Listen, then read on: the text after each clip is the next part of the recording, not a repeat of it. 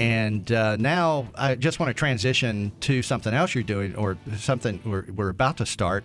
There was an issue with the roof on my personal home, and I had on that about a year and a half ago, I made a claim, and the insurance company, I'm not going to name any names, but the insurance company came out and they climbed up on the roof, and it was a different roofer at that time.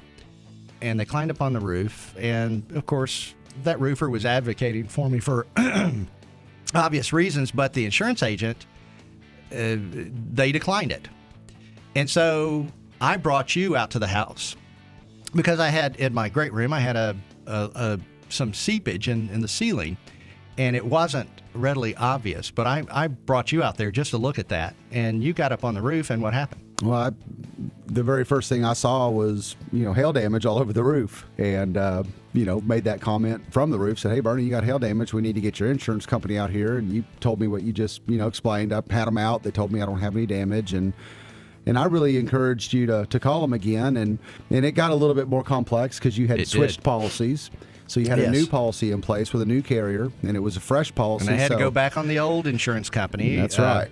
So we had to go back and claim again, open up a claim with a carrier who now no longer has your policy. Right. So we obviously have a little bit of an uphill climb already because they're not getting any more of your money, and now we're asking them to make good on paying a claim that happened, during the time that they were covering you. And so I know for a fact we got stood up the first round, and that was crazy. We did. The adjuster didn't communicate with us, and when we finally got to meet with they rescheduled and sent another couple of folks out, and it was an adjuster for the company, and then they had a person there to kind of help them with the claim, and said the exact same thing. We said the exact same thing. Well, we see hail here, here, here, and here, but none of the shingles are damaged. That's not hail.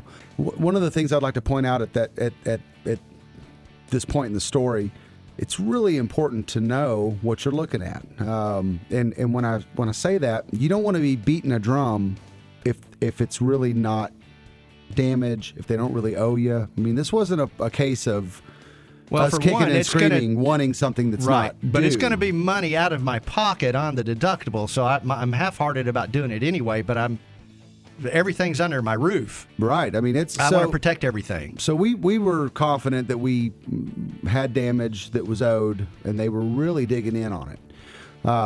And so we finally get the final inspection, and I think we had somebody from out of state.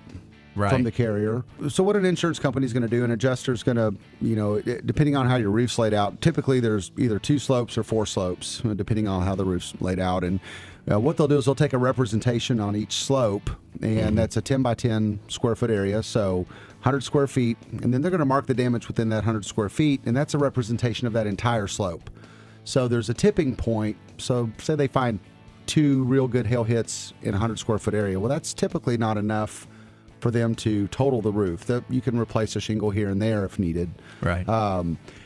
Somewhere, depending on the carrier, between about 6 and 11 identifiable hail hits in that 100 square foot area should be sufficient to, total that slope of the roof. So that's what he was doing. He was doing his inspection, marking his areas, marking the damage within the area. And I think it even took him probably a good hour and a half to do that. Bernie, if we're going to draw a moral of the story, it's a good story, and it's, we had success, and I'm glad about that. But man, it really drives home, if that had gone off without a hitch on the very first go round before I got involved, you might not have ever really gotten a snapshot of just how contentious and stressful and what's at stake if you're not represented properly in that process.